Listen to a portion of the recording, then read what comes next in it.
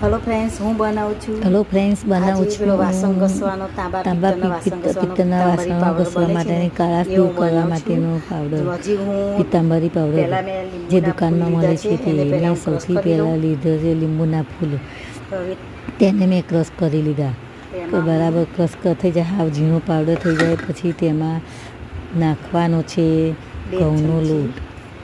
મેં તેમાં 4 ચમચી ઘઉંનો લોટ નાખ્યો. 2, 3 અને 4 ચમચી મેં ઘઉંનો લોટ નાખ્યો. ફ્રેન્ડ્સ, તમે મારી ચેનલ ઉપર તમે જોતા હોય મારી ચેનલને તો તમે મને સબસ્ક્રાઈબ કરતા રહેજો, લાઈક કરતા રહેજો.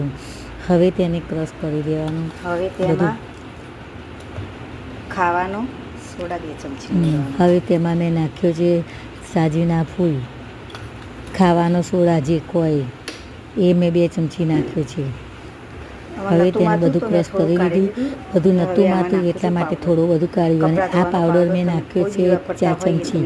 આ પાવડર મેં ઘરે બનાવેલું છે, મારું પોતાનું બનાવેલું છે, પણ બહુ સરસ છે. બહારના પાવડર કરતાં આ પાવડરમાં બહુ સરસ કપડાનું મેલ બધું કાઢે છે. પછી જો ક્રશ કરીને આ બધું ભેગું થઈ ગયું એટલે આ રીતના બનાવી દીધું. જુઓ, અને હું આ દીવીને આ બધું હું ઘસી જુઓ કેવું લાગે, ઘસીને મૂક્યું જુઓ કેવું લાગે છે.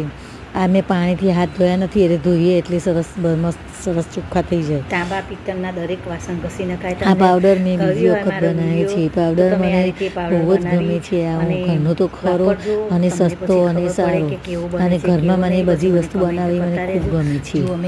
હું આ જ રીતે બનાવું છું ઘરમાં દરેક વસ્તુ. જો હું કપડાં ધોવાનો પાવડર પણ હું મારી જાતે જ બનાવું છું. મારી ચેનલને તમે લાઈક કરજો, સબસ્ક્રાઈબ કરજો. મીરુસ કિચન છે મારી ચેનલનું નામ. દક્ષા પટેલ, મીરુસ કિચન. મારી ચેનલને લાઈક કરજો, સબસ્ક્રાઈબ કરજો.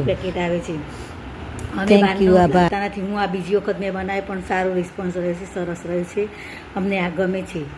તમે મારી વિડીયો જોતા હોય તો લાઈક કરજો, સબસ્ક્રાઈબ કરજો, અને ચેનલને આગળ વધવા માટે મને કોમેન્ટમાં કરતા રહેજો, પ્રોત્સાહન આપતા રહેજો. થેન્ક યુ, આભાર.